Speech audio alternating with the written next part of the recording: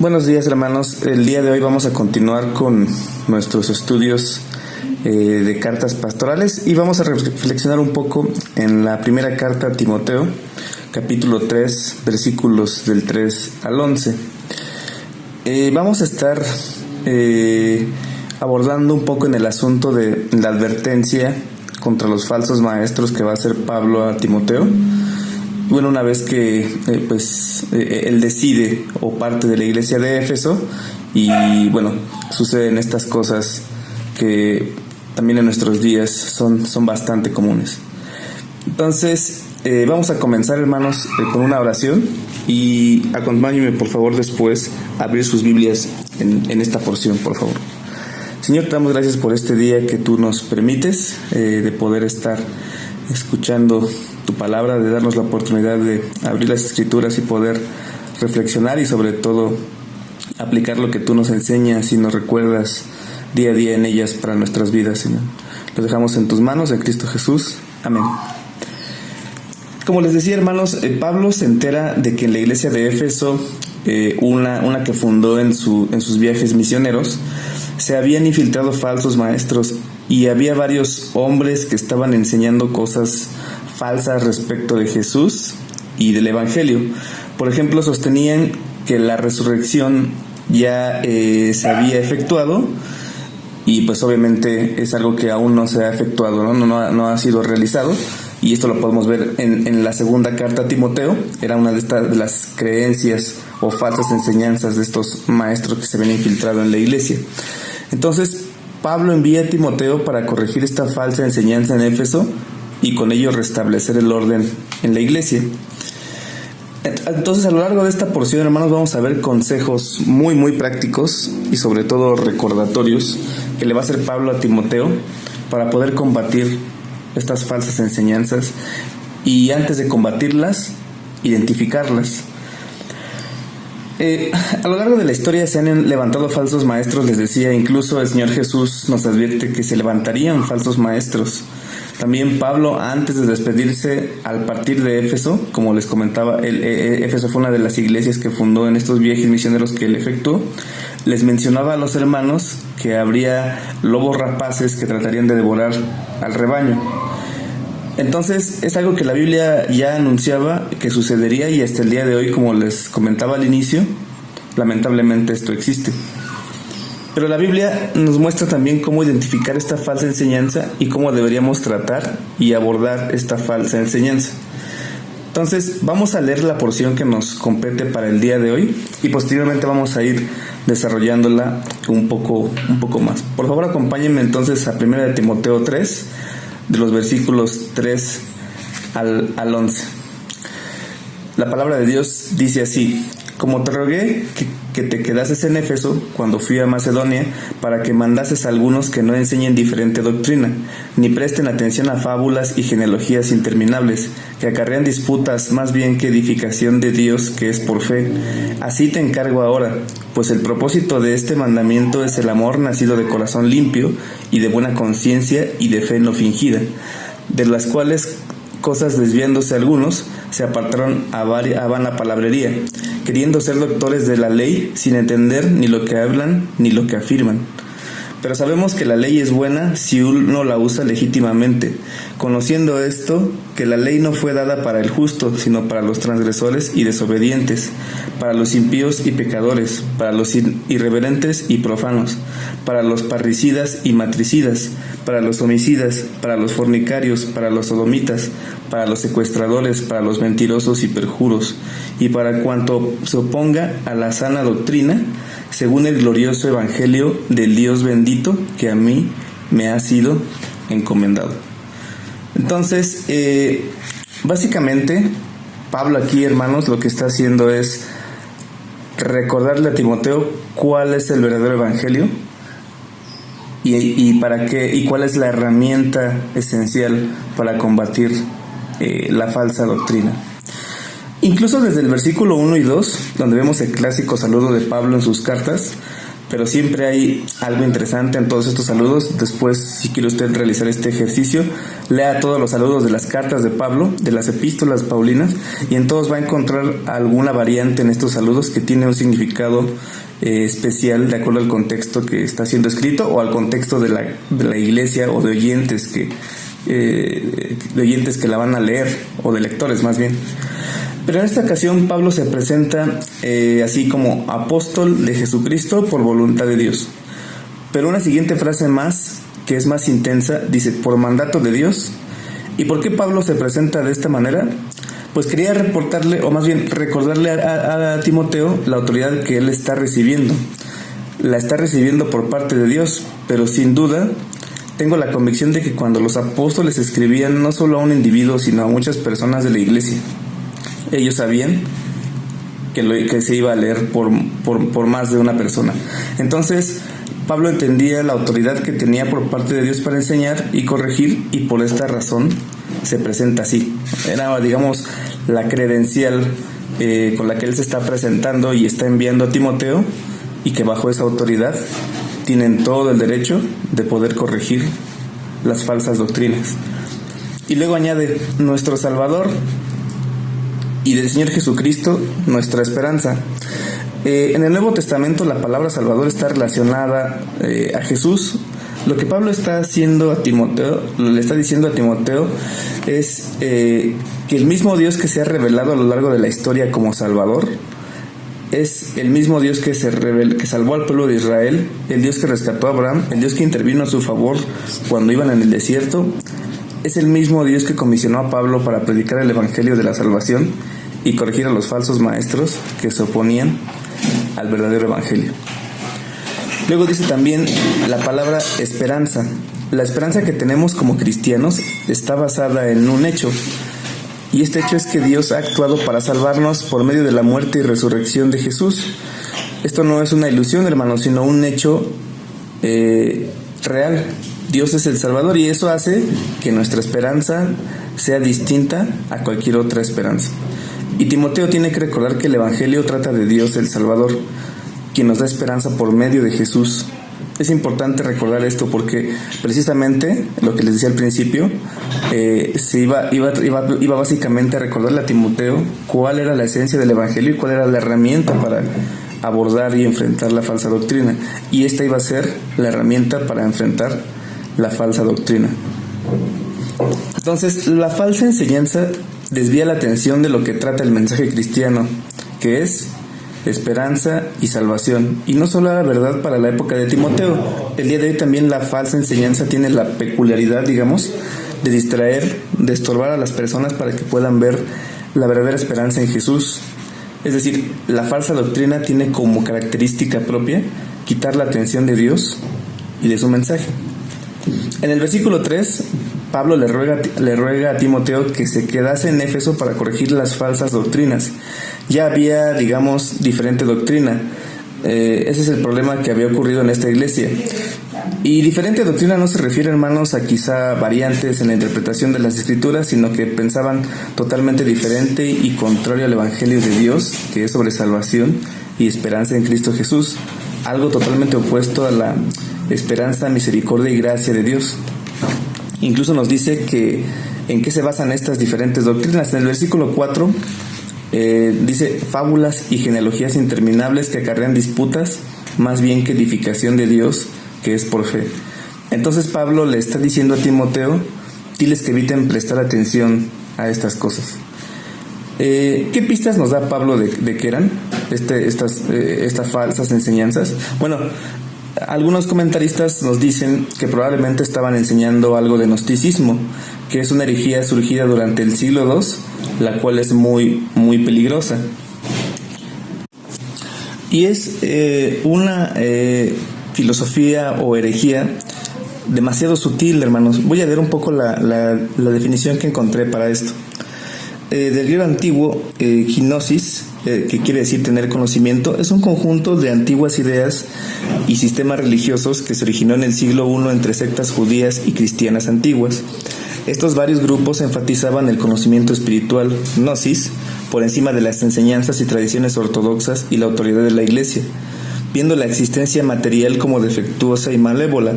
La cosmología gnóstica generalmente presenta una distinción entre un Dios supremo y oculto y una deidad menor y malévola, quien es responsable de crear el universo material.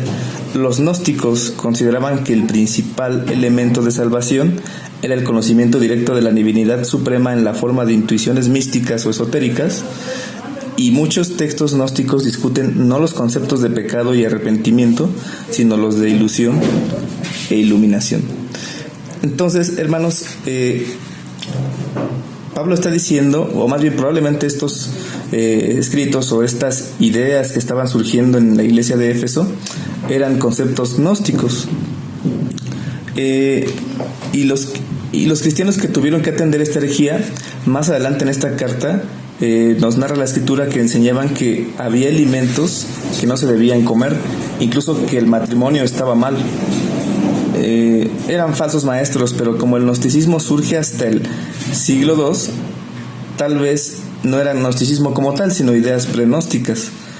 La verdad es que el texto no es tan claro como para señalar al 100% que se trataba de esta herejía, pero sí sabemos que son mitos y fábulas, probablemente de origen judío, y que estos hombres están tratando de enseñar la ley del Antiguo Testamento, es decir, están torciendo el Antiguo Testamento y basándose en fábulas judías de la época, y ese era el problema que Pablo quería corregir. Ahora, ¿cómo podemos entender lo que Pablo está enseñando acerca de los falsos maestros? ¿Y cómo podemos detectar estas falsas enseñanzas? Bueno, lo primero que vemos es que dice que provocan divisiones, ¿no? Discusiones en la iglesia. El versículo 4 dice que acarrean disputas más que edificación de Dios. Por supuesto puede haber dos cristianos hablando de sana doctrina y discutir, ¿no? Claro que sí, pero no se refiere a eso, hermanos. Lo que Pablo está diciendo es que las señales inmediatas de que hay una falsa enseñanza es que divide a las personas. Infla el supuesto conocimiento, pero no inflama el corazón por amar a Dios y por amar al prójimo.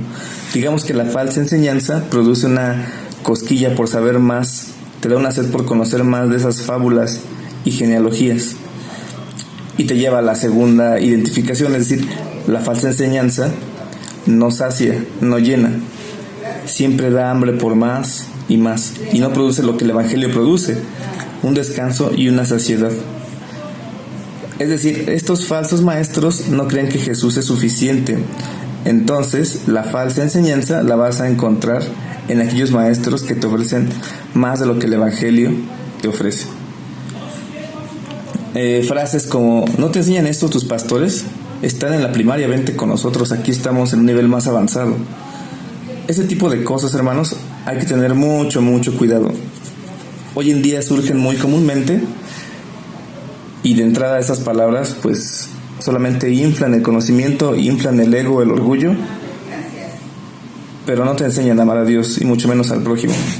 Dice el versículo 7 que quieren ser doctores de la ley y no entienden lo que hablan ni afirman. Es decir, como si Pablo les dijera, no tienen idea de lo que están diciendo, ¿no? El día de hoy el internet es una gran herramienta, pero también puede ser un gran peligro. No pretendiendo decir nombres ni exponer gente, ni mucho menos, pero si recordamos cuando sucedió el temblor del 2017, fue muy popular y viral un video de pseudocristianos, o un video pseudocristiano donde hablaba de cómo se estaban alineando las estrellas, y la estrella de Belén se volvió a aparecer en no sé qué lugar, y la numerología no sé qué, y este tipo de cosas, hermanos, que la Biblia no dice nada de eso porque no es su mensaje, son, podemos decir, fábulas y vanas palabrerías. No hay códigos secretos en la Biblia, no hay números secretos, no hay profecías ocultas que solo algunos expertos descubren después de mucho estudio. No hay nada de eso, hermanos. Es tan común encontrar esto en internet y debemos tener mucho cuidado. Lo que escuchamos como este tipo de cosas muchas veces es parte de nuestra cultura occidental. Nos encanta lo místico, lo esotérico. Los gnósticos por eso se volvieron populares, porque apela a nuestra naturaleza de querer más. El historiador Justo González dice que los gnósticos enseñaban que Jesús no había venido en carne, sino que era espíritu, porque ellos creían que el mundo material era malo porque un Dios inferior del Nuevo Testamento había creado el mundo material, como lo mencionábamos. y por lo tanto todo lo material era malo. Así que Jesús no pudo tener un cuerpo humano, y muchos de esos gnósticos llegaban a practicar el ascetismo, que esto es lastimar o torturar su cuerpo, o algunos otros iban al otro extremo, eran muy libertinos, ¿no? El cuerpo es malo, pero como decimos nosotros, ¿no?, hay que darle vuelo a la hilacha, al fin Dios lo va a destruir. El maestro Justo González dice que ¿por qué era más popular, o reflexiona que por qué era más popular enseñar esto? Bueno, pues porque es difícil hablar de un Salvador que murió en la cruz y sufrió. Es difícil aceptar que el sufrimiento es parte de la vida cristiana. Es más fácil pensar en Jesús como una especie de fantasma, dirían. Así que la falsa enseñanza tiene que hacer a un lado el mensaje de la cruz y la salvación. Simplemente hay que tener cuidado con esto, hermanos, con esos supuestos mensajes ocultos en la Biblia, estas leyendas, estas historias. Incluso nosotros, al leer la Escritura, debemos tener cuidado de no desviarnos y caer en este tipo de conclusiones. Por decirles, creo que es una buena oportunidad para decirles un ejemplo. Ya en Génesis 5 y 6, cuando nos habla de que los hijos de Dios se metieron con las hijas de los hombres y demás, y luego menciona ahí que surgieron entonces una raza de gigantes, no recuerdo el nombre, pero nos da el nombre ahí de la raza de gigantes. Muchas personas se desvían y empiezan a sacar un sinfín de cosas, porque hay mucha información alrededor de este pasaje y de esta raza. Pero realmente ese no es el objetivo del pasaje ni el mensaje de la Biblia en esa porción, sino más bien la consecuencia del pecado. Entonces, les digo, hay que tener mucho cuidado. Nosotros mismos, incluso si queremos encontrar el mensaje de la Biblia que no es, vamos a llegar a este tipo de conclusiones. Les decía lo del internet porque es tan fácil en nuestros días encontrar información no veraz, mentirosa y engañosa. Simplemente tengamos cuidado, hermanos. Pero entonces Pablo dice que el Evangelio de Jesús, la sana doctrina, debe producir algo muy distinto a discusiones y pérdida de tiempo. Y entonces aquí ya vimos una cosa. ¿Cómo identificarlos? Bueno, producen discusión, producen alejamiento de la iglesia, no producen amor. Y entonces, ¿cómo combatirlos? Pues recordando, hermanos, el versículo 5 nos dice que el propósito de este mandamiento es el amor limpio y de buena conciencia y de fe no fingida. ¿Qué mandamiento? Pues muy probablemente se refiere al propósito de la ley, que habla más adelante, ¿no? Y el mandamiento que le da Pablo a Timoteo de censurar a los falsos maestros. La verdad cristiana debe producir una renovación de la vida, amor, generosidad, buena conciencia, una fe genuina. Diríamos, la doctrina, cuando es sana, se va a producir una vida cristiana saludable. Fíjense, hermanos, lo que dice Romanos 13:10. Dice lo siguiente: el amor no hace mal al prójimo, así que el cumplimiento de la ley es el amor. Pablo está hablando sobre la ley y el valor que tiene. ¿Qué produce la enseñanza de estos falsos maestros? División y orgullo. Ya vimos que el mensaje cristiano debe producir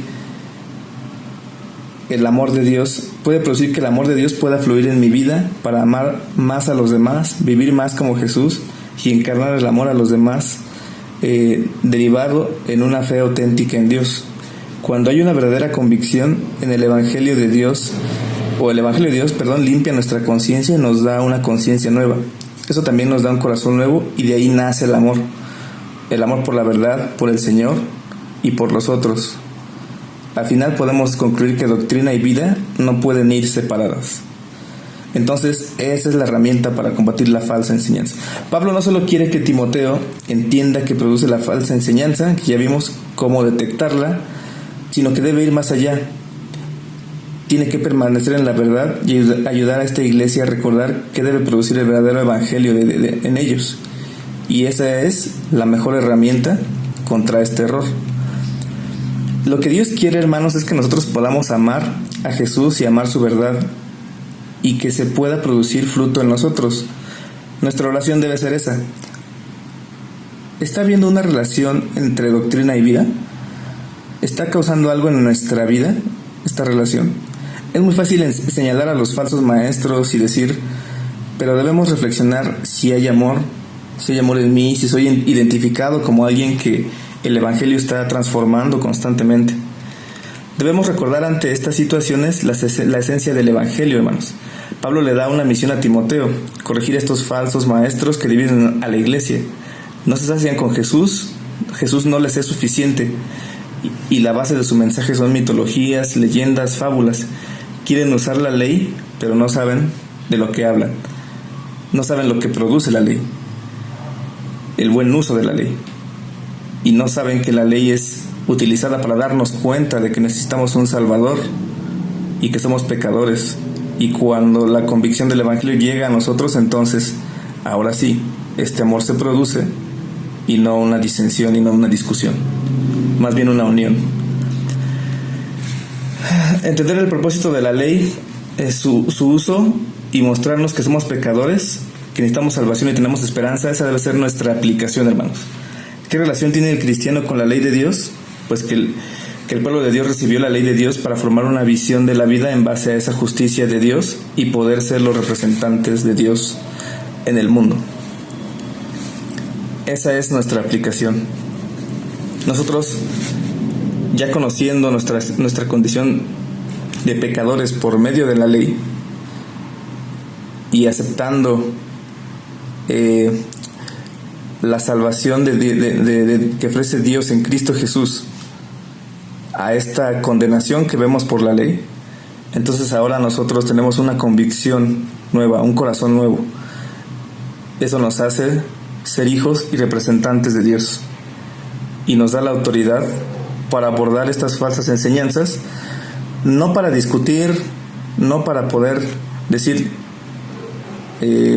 platicamos y yo te gano con la verdad, no, simplemente mostramos la verdad, pero con un propósito: que ellos también conozcan el verdadero amor que produce el Evangelio y conozcan, por supuesto, la salvación que hay en Cristo Jesús. Dios les bendiga, hermanos.